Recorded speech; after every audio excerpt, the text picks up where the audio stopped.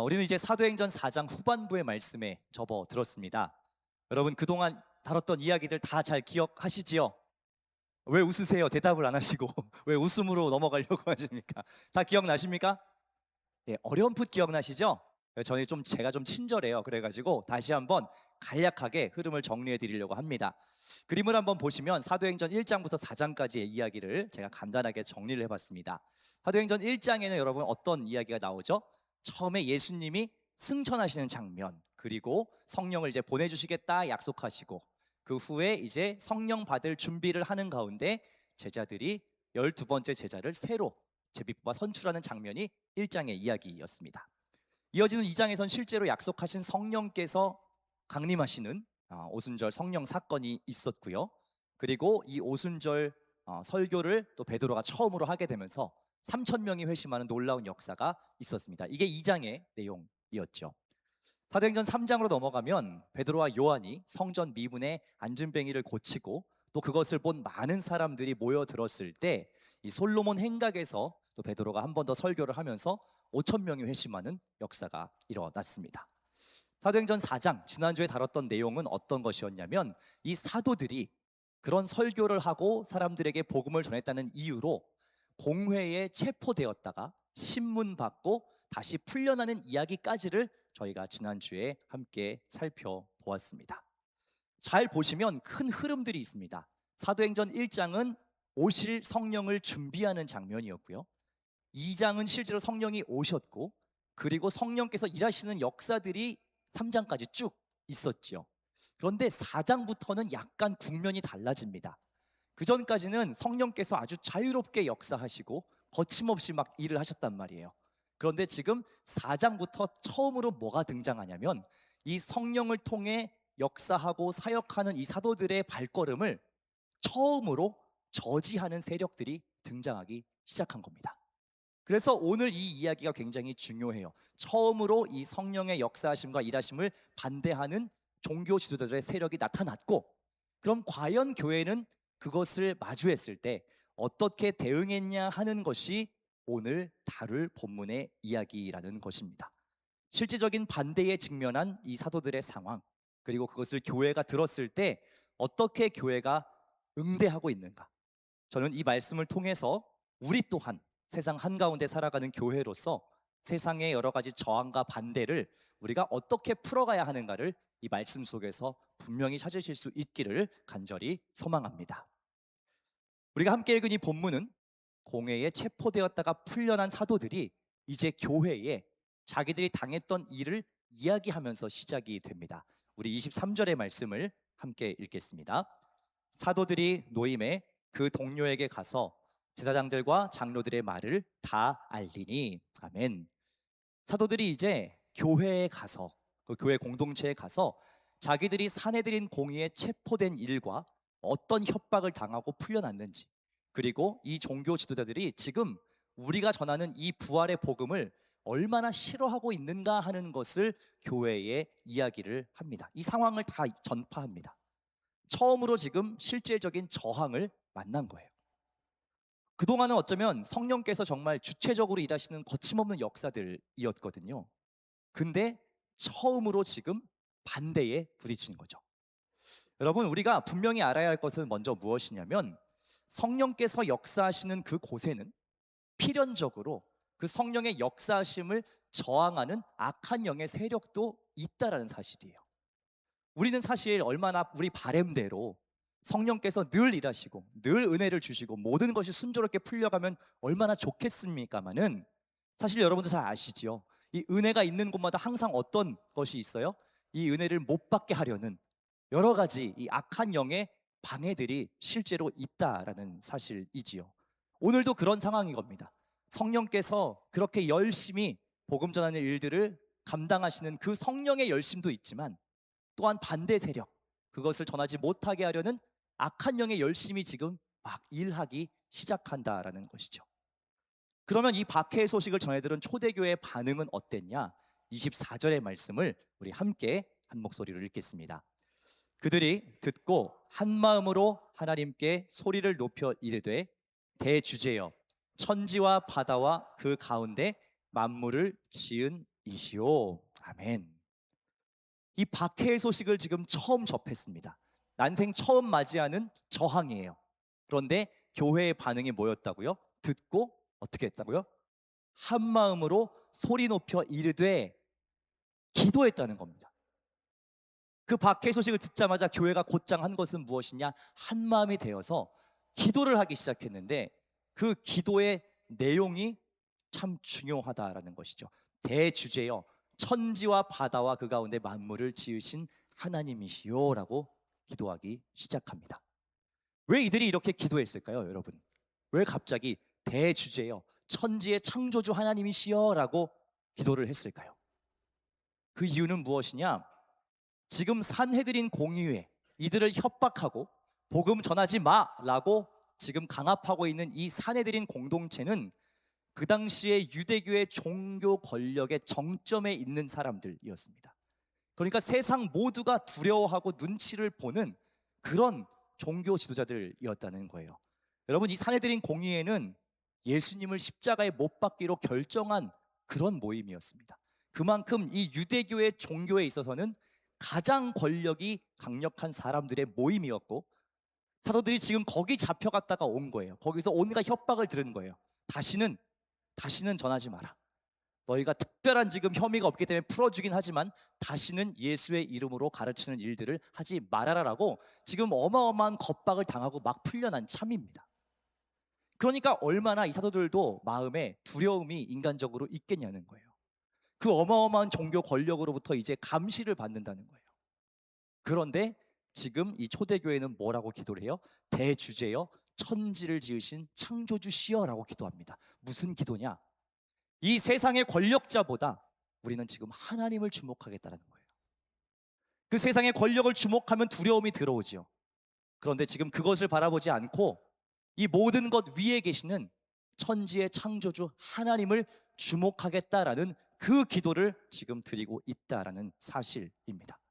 우리가 믿는 하나님이 세상의 모든 권세자보다 크십니다라는 그 고백, 높고 위대하십니다라는 그 고백, 이것이 바로 위기 앞에 선 저와 여러분들 또 교회의 고백이 되어야 되는 줄 믿습니다. 이어지는 기도의 내용을 살펴보시면 여러분 더 충격적인데 29절과 30절의 말씀을 다 같이 읽겠습니다. 주여 이제도 그들의 위협함을 굽어보시옵고 또 종들로 하여금 담대히 하나님의 말씀을 전하게 하여 주시오며 손을 내밀어 병을 낫게 하시옵고 표적과 기사가 거룩한 종 예수의 이름으로 이루어지게 하옵소서 하더라. 아멘. 여러분, 이들이 이제 어떻게 구체적으로 기도하고 있는지 아십니까? 이들의 기도가요 더 선명하고 더 분명해졌습니다. 이 위기 앞에서 뭔가 위축되거나 기도가 움츠러들거나 기도의 내용이 이 상황을 좀 어떻게 피해가고 잘 지혜롭게 하게 해주십시오, 이런 기도를 한 게 아니고 뭐라고 해요? 종들로 하여금 담대히 하나님의 말씀을 전하게 하여 주십시오라고 기도합니다. 손을 내밀어서 병을 낫게 해주시고 표적과 기사가 예수의 이름으로 일어나게 해 주십시오라고 기도하고 있다는 거예요. 무슨 뜻입니까? 지금까지 성령께서 해오셨던 이 역사 멈추지 말고 우리를 통해서 더 분명하게 일으켜 주십시오라고 기도하고 있다는 거예요. 여러분, 이게 얼마나 놀라운 기도입니까? 지금 상황에 전혀 눌리지 않고 있는 거예요. 이 종교 지도들의 어마어마한 권력이 시퍼렇게 지금 자기들을 감시하기 시작했는데도 기도의 내용이 더 담대해졌어요. 더 거침없어졌다는 겁니다. 담대히 전하게 해주십시오. 병든 자가 고쳐지게 하시고 예수의 그 권능으로 놀라운 표적과 이사가 더 일어나게 해 주십시오라고 지금 기도하고 있다는 사실입니다. 저는 오늘 이 초대교회의 기도를 보면서 말씀을 준비하는 목회자로서 제가 너무 많은 도전을 받았어요. 이들은 기도하는 가운데 이런 고백을 해요. 세상의 군왕, 세상의 권세자들은 늘 하나님을 대적하고 믿는 이들을 괴롭게 했다라고 고백합니다. 여러분, 이것이 우리 신앙인들이 가져야 되는 분명한 역사 인식이고 세계에 대한 인식입니다. 성경의 모든 이야기를 살펴보시면 또 기독교의 모든 역사를 잘 살펴보시면 창세 이래 단 한 번도 하나님을 믿고 따르는 것이 편했던 적이 없습니다, 여러분. 단 한 번도 그런 적은 없어요. 우리가 신앙생활하면서 그냥 우리 뜻대로 다 잘 흘러가고 그냥 우리 원하는 대로 다 되는 그런 시절은 단 한 번도 없었다는 겁니다. 인류의 모든 역사를 통틀어서 편하게 고상하게 신앙생활할 수 있었던 때는 없었다는 말씀이에요. 왜요? 기독교의 신앙이라는 것은 필연적으로 세상과 부딪히게 돼 있습니다. 왜냐하면 세상이 말하는 가치관과 전혀 반대되는 이야기를 기독교에서는 하고 있기 때문이에요. 세상의 가치관이 아니라 그것을 거스르고 저항하는 그것이 우리가 믿는 바 고백이기 때문에 어쩔 수 없이 세상과 충돌한다라는 사실이죠. 그런데 우리는 마음 한켠에 자꾸 어떤 기대를 갖는가 하면 하나님에 대한 신앙도 잘 지키고 싶고 세상과도 부딪히기 싫고 이런 바람이 있다는 거예요. 이쪽도 잘 맞추고 싶고 이쪽도 잘 맞추고 싶은 거예요. 어떻게 보면 굉장히 성숙해 보이고 젠틀해 보이는 고상해 보이는 그런 말 같지만 사실 이게 종이 한 장 차이인데 이것도 저것도 아닌 굉장히 뜨뜻미지근한 신앙이 될 위험성이 있는 접근입니다. 사랑하는 여러분, 우리가 주님을 따른다라고 할 때에는요 반드시 제가 확정적으로 말씀드립니다. 100% 세상으로부터 저항을 받습니다. 오히려 우리가 주님을 따를 때에요 세상과 어떠한 충돌도 일어나지 않는다? 그러면 오히려 반대로 뭘 걱정하셔야 되냐면 내가 기독교의 신앙대로 바르게 살아가고 있지 않은가를 합리적으로 의심해 볼 필요도 있어요. 그렇잖아요. 세상의 가치를 따라서 그냥 비슷하게 맞춰가는데 그냥 아무런 저항이 없겠죠, 그렇게 하면. 근데 우리가 이 성경이 말하는 바 우리의 신앙을 바르게 붙들고 살아가잖아요. 항상 세상과 부대끼게 돼 있다는 거예요. 갈등하게 돼 있다는 겁니다. 사랑하는 여러분, 이 사도들과 초대교회의 분명한 신앙의 결기를 여러분 오늘 주목하셨으면 좋겠습니다.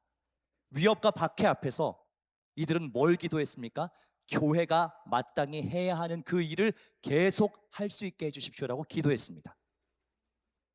담대히 하나님 말씀을 전하게 해달라고 기도했고 그 기도할 때마다 고침의 역사가 일어나게 해달라고 기도했고 예수의 이름으로 그 권능으로 표적과 기사가 일어나게 해달라고 기도했다라는 것이죠. 즉 우리가 모여서 기도하는 이 교회의 기도의 내용은 무엇이어야 되냐? 교회의 본질, 교회가 존재하는 이유, 그 일 잘 감당하게 해달라고 기도하는 것이 함께 모여 기도하는 교회의 기도여야 된다는 거예요. 물론 우리가 모여서 개인의 기도를 드리는 것도 참 중요하고요. 그것이 중요하지 않다는 것이 아닙니다. 그런데 특별히 함께 모여서 교회가 기도할 때에는 무엇을 늘 기도해야 하냐면 하나님, 교회가 교회답게 될 수 있도록 기도해야 되고 교회가 교회의 역할을, 그 사명을 이 시대에도 잘 감당할 수 있게 해달라는 그 기도를 우리는 반드시 드려야 한다는 사실이죠. 그래서 저는 우리가 이 저녁에도 그렇게 기도할 수 있으면 좋겠습니다. 하나님, 우리 왕십리 중앙교회가 담대히 하나님 말씀을 전하게 하여 주십시오. 우리 왕십리 중앙교회가 기도할 때 역사가 일어나게 하여 주십시오. 우리 왕십리 중앙교회가 예수의 이름으로 놀라운 일들을 계속해서 행하게 하여 주십시오. 이것이 오늘 이 밤에 우리가 함께 드리는 기도의 간절한 제목이 될 수 있기를 주님의 이름으로 부탁드립니다. 사도들과 온 교회가 함께 그렇게 뜨겁게 기도하자 하나님께서 그 기도를 받으시고 응답을 하십니다. 31절의 말씀 함께 읽겠습니다.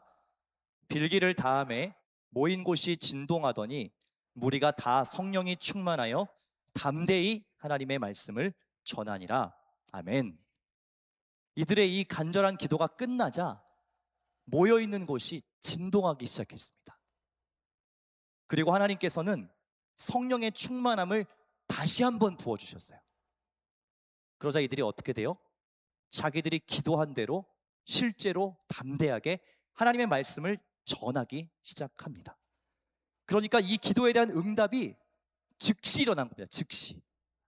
지체된 게 아니고 그 기도를 드리자마자 곧장 하나님께서 임재하셔서 진동을 일으키시고 성령을 충만하게 해주시고 실제로 나가서 담대하게 자기들이 기도한 그대로 실제로 나가서 담대히 복음을 전하기 시작했다는 겁니다. 여러분, 어떻게 이렇게 기도의 응답이 빠를 수 있죠? 왜죠? 왜 이렇게 빠른 응답이 있었습니까? 이것이 하나님께서 원하시는 기도였기 때문에 그래요. 하나님께서 가장 원했던 그 기도를 이 교회가 올바르게 드렸기 때문에 하나님께서 즉시로 응답해 주신 거예요. 하나님 나라를 확장해달라는 그 기도, 잃어버린 영혼들을 찾길 원한다는 그 기도, 모든 깨어진 것들, 상한 것들을 회복시켜달라는 이 기도는 하나님의 마음에 합한 기도인 겁니다. 그러니까 즉시로 하나님께서 응답하시고 이들이 그렇게 행할 수 있도록 바로 성령의 충만한 권능을 부어주셨다는 것이죠. 여러분, 그래서 우리의 기도의 방향이 참 중요한 겁니다. 사도 야고보도 이런 이야기를 해요. 기도에 대해서 너희가 구하여도 받지 못함은 정욕으로 쓰려고 잘못 구하기 때문이다 라고 이야기합니다. 우리의 욕망을 기도하면 하나님께서 그것을 더디 응답하시거나 응답하지 않으십니다. 그게 우리에게 좋은 것이니까요.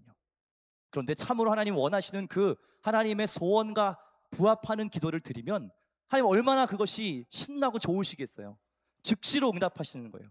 바로 응답하셔서 바로 그 일들을 할 수 있게 권능을 주셨다라는 사실이지요. 이제 그들이 구한 그 기도가 그래서 실제적인 삶으로 나타나기 시작합니다. 우리 32절부터 35절까지의 말씀을 함께 읽겠습니다. 믿는 무리가 한 마음과 한 뜻이 되어 모든 물건을 서로 통용하고 자기 재물을 조금이라도 자기 것이다 하는 이가 하나도 없더라. 사도들이 큰 권능으로 주 예수의 부활을 증언하니 무리가 큰 은혜를 받아 그 중에 가난한 사람이 없으니 이는 밭과 집 있는 자는 팔아 그 판 것의 값을 가져다가 사도들의 발 앞에 두매 그들이 각 사람의 필요를 따라 나누어 줌이라. 아멘. 한 마음으로 뜨겁게 기도하고 성령 충만함을 받은 온 교회는 한 마음 한 뜻 되어서 실제적인 삶을 살기 시작하는데 그 변화가 물건을 통용하고 재물을 나누는 일이었습니다. 여러분, 이것이 쉬운 일인가요? 어려운 일인가요? 어려운 일이죠. 제가 갑자기 여기서 한 분을 지목해가지고 다 팔고 교회에 다 헌금하십시오 하면 여러분 심히 마음이 쉽지 않으시겠죠? 예, 조금 팔고가 아니고 집과 여기 보면 집을 파셔야 되거든요. 집을 다 파셔가지고 헌금해야 되는데 이게 사실은 사람의 본성상 쉽지가 않은 일입니다. 그런데 성령의 권능이 임하자 그 세속적인 가치관까지도 뛰어넘는 이런 놀라운 일들이 교회 안에 일어나기 시작했다라는 것이죠. 세상의 가치관을 역행하는 그 삶을 통해서 복음이 더 힘있게 사람들에게 들어가기 시작했다는 겁니다. 참으로 신기한 것은 이들이 그냥 말로만 복음을 전하고 그냥 이렇게 전도해서 회심하고 그게 아니라 그들이 전한 바와 실제 삶이 조화를 이루었다는 거예요. 그러니까 더 선순환이 돼서 이들이 전하는 복음이 사람들한테 들어간다는 거예요. 왜요? 이들은 가난한 자들을 구제하고 자기의 것들을 헌신해서 함께 살아가는 그 삶을 사니까 이들의 말에 권위가 있고 신뢰가 있고 이들이 믿는 예수 그리스도를 호감 갖고 궁금해하고 그것을 받아들이기가 훨씬 쉬워졌다는 것이죠. 이들은 단순히 전도를 목적으로 전도한 게 아니고 성령 충만함을 따라 그렇게 세상과 다른 방식으로 살았고 그들의 삶 자체가 이들이 전하는 복음에 힘이 있게 했다라는 사실입니다. 사랑하는 왕십리중앙교회 성도 여러분, 저는 오늘 이 말씀은 우리 교회 그리고 더 나아가서는 이 시대의 교회가 반드시 기억해야 되는 너무나 중요한 말씀이라고 생각합니다. 왜냐하면 우리가 살아가는 이 시대에도 신앙을 지켜가는 것에 있어서 여러 가지 저항과 어려움이 많은 시대이기 때문에 그렇습니다. 여러분, 신앙생활 하는 것이 어떠세요? 좀 수월하시고 편하고 좋으세요? 이제 아니라고 대답하셔야 될 것 같죠? 아까 제가 하도 얘기를 많이 해놔가지고 늘 우리는 신앙생활을 하는 것이 기본적으로 어려운 세상에 삽니다. 우리는 어디에 가든지 기본적으로 세상 속에서 소수인 거예요. 소수. 우리가 믿는 이것이 모두가 동의해 줄 것 같지만 아니라는 거예요. 이 교회 문턱만 밖으로 나가보세요. 사람들의 생각이 다르고요, 가치관이 다릅니다. 우리가 믿는 바를 잘 이해하지 못합니다. 왜 그렇게 교회에 열심히 가는지, 꼭두새벽부터 나가가지고 뭘 하는 건지 그런 거 잘 이해하지 못해요. 신앙이 없기 때문에 그런 것이죠. 우리 역시 그러한 갈등이 있다는 겁니다. 하지만 오늘 본문 속의 이 초대교회의 모습은 그러한 저항과 위기 가운데 있는 교회가 어떻게 위기를 기회 삼아서 더 힘있게 나아가는가 하는 분명한 비결을 우리에게 보여주고 있다는 겁니다. 초대교회는 박해의 소식 앞에서 인간적인 방법과 지혜를 구하기보다는 하나님의 주권을 인정하는 기도의 자리로 나아갔습니다. 기도는 이들이 마주하고 있는 그 냉정한 현실, 그 두려운 현실을 회피하는 수단이 아니었어요. 오히려 문제를 하나님의 시각으로 직시하게 했고 하나님의 뜻을 따르겠다는 선포가 되었습니다. 그렇게 기도할 때 어떻게 하십니까? 하나님께서 즉시 성령의 충만함으로 응답해 주셨고 그 기도를 통해서 진동하고 성령 충만해진 무리는 오히려 위축되지 않고 더 담대하게 하나님 말씀을 전하는 권능을 얻게 되었습니다. 그리고 그 성령 충만은 실제적인 삶의 변화, 자발적인 나눔이라고 하는 이 열매를 통해서 더 많은 이들에게 복음을 들을 수 있도록 했지요. 그래서 결과적으로 어떻게 됩니까? 교회가 이 박해 앞에서 더 흥왕하게 되었습니다. 교회가 더 부흥하게 되다는 거예요. 그 어려움 때문에 주눅들고 위축된 것이 아니고 교회가 더욱 흥왕케 되었다는 것이 이 갈등 앞에서 교회의 선택 그리고 그 결론입니다. 저는 이러한 일들이 오늘 우리 왕십리 중앙교회에도 일어나기를 간절히 소망합니다. 우리에게 가장 필요한 변화가 있다면 외형적인 변화나 제도적인 변화가 아니라 기도를 통해서 하나님의 뜻이 우리 가운데 이루어지게 하는 그 기도의 방향의 변화이고요. 또한 성령의 충만함이고요. 그로 인한 삶의 구체적인 변화입니다. 그런 변화가 우리 안에 먼저 일어날 때 성령께서 일으키신 그 선한 영향력이 우리 교회 안뿐만 아니라 우리가 살아가고 있는 이 지역과 세상 가운데로 계속해서 흘러갈 줄 믿습니다. 제가 대신방을 계속 진행하고 있잖아요. 그 신방하는 동안에 기도카드라는 걸 받습니다. 이미 받아보신 분들은 아실 텐데 기도카드에 각자의 기도의 제목들을 적어가지고 저한테 미리 주세요. 그럼 저도 이제 그 기도카드를 보고서 이제 이렇게 말씀도 준비하고 신방 준비를 합니다. 그런데 제가 대신방을 진행하는 가운데 너무 귀한 기도의 제목을 하나 봤어요. 보통은 기도카드에 주로 개인적인 기도의 제목들을 많이 적으십니다. 보통 그렇게 하시지요. 그런데 한 성도님께서 이런 기도 제목을 적으신 거예요. 우리 왕십리 중앙교회가 이 지역사회의 영혼을 더 많이 품을 수 있는 구원의 방주가 되기를 원합니다라는 기도 제목을 적으셨어요. 제가 너무 궁금해서 여쭤봤어요. 왜 이런 기도 제목을 적으셨나요? 흔한 기도 제목은 아닌 것 같습니다. 보통 개인 기도 제목들을 적으시는데 어떻게 이것을 적으셨어요? 라고 제가 여쭤봤더니 본인이 우리 교회에 처음 올 때부터 하나님이 그 마음을 주셨대요. 이 교회가 이 지역사회에 꼭 필요한 교회가 되게 해달라고, 이 지역사회에 더 많은 영혼들을 품을 수 있고 담을 수 있는 그런 방주가 되게 해달라는 그 마음을 우리 교회에 올 때부터 주셔서 지금까지 수년간 계속 기도하고 계시다는 거예요. 그리고 그것을 마을에도 함께 나누고 그 마을의 모든 마을원들도 같이 오랫동안 기도를 하고 계셨대요. 그 마음 가운데 그 뜨거움이 있으시더라고요. 우리 교회가 그렇게 변화하면 좋겠다. 지금도 물론 너무 감사하고 행복하고 우리 좋은 공동체지만 더 많은 영혼들이 나와서 하나님 알 수 있는 그런 구원의 장이 되면 좋겠다라는 그 기도의 소원들을 가지고 기도하시는 분들을 제가 보고서 너무 마음에 감동이 있었습니다. 그 마음이 하나님께서 이미 그 마음을 이 공동체 가운데에 심어두셨구나. 하나님께서 이제 그것들을 더욱더 잘하게 하시겠구나. 하나님께서 정말 더 많은 영혼들을 보내주시고 이 교회를 더욱더 흥왕케 하겠구나. 어떻게 할 때요? 우리가 기도할 때, 우리가 하나님을 바라보며 기도할 때, 하나님의 크심을 바라보면서 기도할 때, 환경 바라보지 아니하고 상황 바라보지 아니하고 하나님 주목하고 기도할 때에 하나님께서 그 일 더욱더 응답하시고 역사하시겠구나 하는 그 마음이 제가 오늘 말씀을 준비하는 가운데 하나님께서 그 마음을 너무 분명하게 주셨습니다. 그래서 오늘 이 말씀을 가지고 우리가 이 저녁에 같이 기도하면 좋겠습니다.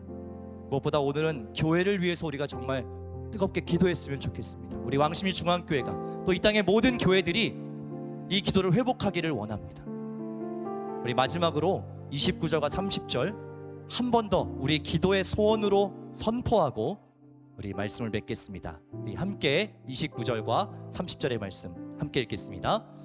주여, 이제도 그들의 위협함을 굽어보시옵고 또 종들로 하여금 담대히 하나님의 말씀을 전하게 하여 주시오며 손을 내밀어 병을 낫게 하시옵고 표적과 기사가 거룩한 종 예수의 이름으로 이루어지게 하옵소서 하더라. 아멘. 여러분, 바라는 것은 이 기도가 주님 다시 오시는 그 날까지 모든 교회의 기도가 되기를 원합니다. 우리 모든 교회와 이 나라 세계 열방의 교회들의 기도가 이것이 돼야 될 줄 믿습니다. 담대히 하나님의 말씀 전하게 하여 주시옵소서. 손을 내밀어 병 낫게 하여 주시고 예수의 이름으로 표적과 기사가 일어나게 하여 주시옵소서. 성령의 그 역사가 계속해서 불일듯 일어나게 하는 그런 교회 되게 하여 달라고 우리 이 시간 함께 찬양하고 기도하며 나가기를 원합니다.